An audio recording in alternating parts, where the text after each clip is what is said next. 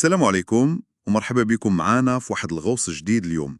غادي نتعمقوا في واحد الموضوع اللي زعما كيقيس بزاف ديال الناس، دوك اللحظات ديال القلق والخوف الشديد، فاش الواحد كيحس براسو بحالنا يلا وحل في شي دوامة ديال الأفكار اللي ما كتبغيش تسالي. فعلا. السلام عليكم. هذا الإحساس بأن الواحد محبوس وسط أفكاره تجربة اللي صعيبة بزاف. المصدر اللي عندنا اليوم هو بحال شي حديث هادئ مع النفس، بحال شي رسالة كتقول راسك أنا بخير وغادي نكون بخير. إيه بالضبط. الهدف هو نفهمه شوية شنو كيوقع في العقل ديالنا والجسم ديالنا هو، ونحاولوا ناخدوا شي خطوات عملية باش نرجعوا داك الهدوء لداخل. يلا ندخلوا في صميم هذا الحديث إذن. كيف ما قلتي، داك النص اللي كنتكلموا عليه كيشير لواحد نقطة مهمة بزاف. العقل ديالنا الوظيفة الأصلية ديالو يحمينا، ولكن شي مرات كيبالغ بزاف في ردة الفعل. كيبالغ كيفاش زعما؟ تخيل معايا بحال شي جرس انذار عندك في الدار، ولكن ولا حساس بزاف، كيبقى يصوني على والو على أقل حاجة. العقل ديالنا كيدير بحال هكا مع القلق، كيبدا يضخم الأمور ويركز غير على السيناريو الكحل، كيرسل إشارات ديال الخوف قوية، وخا في الحقيقة يعني ما كاين لاش داك الهلع كله. هادشي كيفكرني مباشرة في التفاعل ديال الجسم. القلب كيبدا يضرب بالجهد، الواحد يعرق، يمكن يحس بالتنمال، وهاد الإشارات ديال الجسم في حد ذاتها كتزيد تشعل داك الإحساس بالخطر، ياك؟ تماما، كتولي بحال شي حلقة مفرغة.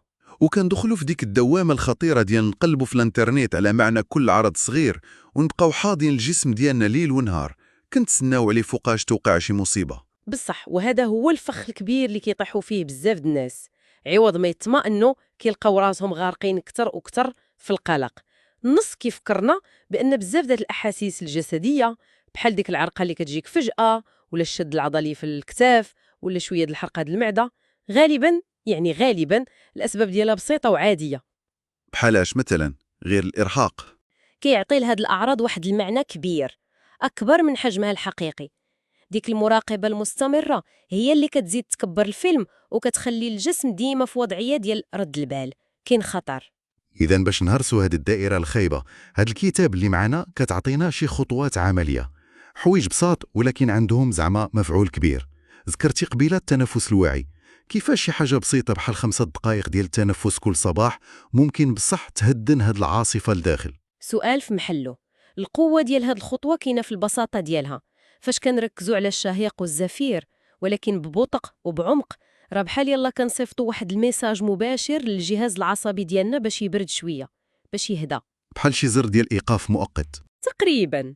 النص كيشرحها بطريقة زوينة، كيقول لك بحال يلا كتقول لعقلك شوف صاحبي، راه كل شيء هو هداك، ما كاين لا خطر لا والو دابا. وهذا التركيز على التنفس كيعاوننا نخرجوا من ديك الدوامة د الأفكار اللي كتدور في الماضي اللي فات أو للمستقبل اللي ما جاش، وكيرجعنا لهنا ودابا. اللحظة الحاضرة هي البلاصة الوحيدة اللي آمنة بصح. فهمت دابا، بحال شي ريستارت للجهاز العصبي. وكاينه واحد نقطة أخرى تيرات انتباهي في هاد النصائح، هي ديك القضية ديال التواصل مع الطبيعة، وبالضبط تمشى حفيان على التراب ولا العشب واحد 10 دقائق. كتبان بسيطة بزاف هادي. إيه بسيطة ولكن عميقة. هذه كيسميوها التجزير أو الجراوندينج.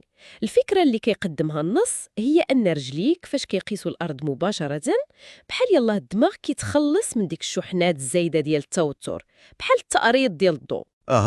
بحال شي تفريغ كهربائي. بالضبط. وكرجعك للواقع الملموس، كتحس براسك جزء من هاد الأرض. وهاد الإحساس كيقطع ديك الحلقة ديال الأفكار المقلقة اللي كتدور غير في العقل.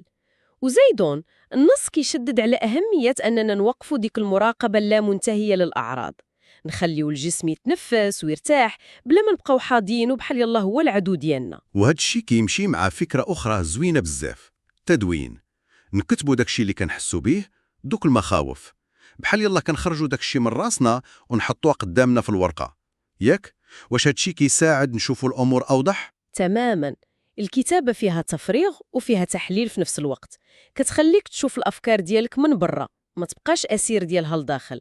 النص كيشير حتى لأهمية الرد البال لماكلتنا، بحال القهوة مثلا، منبهات بصفة عامة كتقدر تزيد في الأعراض عند شي ناس، وأهمية شرب الماء الكافي. وكاين واحد اللمسة إنسانية زوينة بزاف هادشي كله، اللي هي هي الامتنان للجسم ديالنا، نقولوا ليه شكرا على المجهود اللي كديرو كل نهار باش تخلينا عايشين واخا كاين هاد الصراع لداخل. هاد التقدير كيقدر يبدل النظرة ديالنا ليه، من جسم خائن كيخلق المشاكل لجسم صديق مسكين محتاج غير شوية د الرعاية واللطف. زوينة هاد الفكرة ديال الامتنان للجسم، ولكن فاش كتجي ديك الموجة القوية ديال الأفكار الكحلة، ديك اللي كتقول صافي كل شيء غادي يخسر، شنو ممكن الواحد يدير في ديك اللحظة؟ هنا النص كيعطينا واحد السلاح بسيط ولكن فعال بزاف. جملة واحدة نقولوها لراسنا ونصدقوها: حتى هاد الشي غادي يدوز بحال المرات اللي فاتوا. حتى هاد الشيء غادي يدوز. ايه، هاد الجملة ماشي غير كلام فارغ، هي تذكير بالقوة اللي لداخل فينا وبالتجارب اللي دزنا منها قبل وقدرنا نتغلبوا عليها. كتفكرنا أن المشاعر والأفكار وخا تكون قوية بزاف راها مؤقتة، كيف ما الموجة كتجي وكتمشي. مهم الواحد يتفكر هاد الشيء، ويتفكر أيضا أنه ماشي بوحدو في هاد الشيء. هذه نقطة كيركز عليها النص بزاف، ياك؟ بزاف. كيأكد على أن آلاف يمكن ملايين ديال الناس كيعيشوا نفس التجربة، نفس المخاوف ونفس البحث على طريق للهدوء. التشبيه اللي كيستعملوه زوين، هاد الحالة بحال شي غيمة كحلة كتبان كبيرة ومظلمة، ولكن ضروري غادي تدوز والشمس غادي تبان من وراها. بصح. إذن خلاصة سريعة لهاد الشيء اللي قلنا: نفهموا كيفاش كيخدم القلق، نتبناو عادات صغيرة بحال التنفس أو المشي حفيان، نواجهوا الأفكار الصعيبة ولكن بلطف، ونتفكروا ديما أننا ماشي بوحدنا. هادو كلهم أدوات كتعاون. وهذه هي الخلاصة الأهم، يمكن الفهم، الخطوات البسيطة والمنتظمة، والأهم من كل شيء نتعاملوا مع راسنا بشوية ديال اللطف والرحمة. النص كيلح على أن القوة الحقيقية راها الداخل في كل واحد فينا. تجاوز هذه المرحلة راه ممكن، والمفتاح كيبقى هو نركزوا على اللحظة اللي عايشين فيها دابا، هنا ودابا، بلا ما نبقاو غارقين في شنو فات ولا خايفين من شنو جاي. جميل. وفي النهاية كيبقى واحد السؤال للتفكير، ربما ماشي غير كيفاش نتحكموا في القلق، ولكن كيفاش نبدلوا العلاقة ديالنا معه.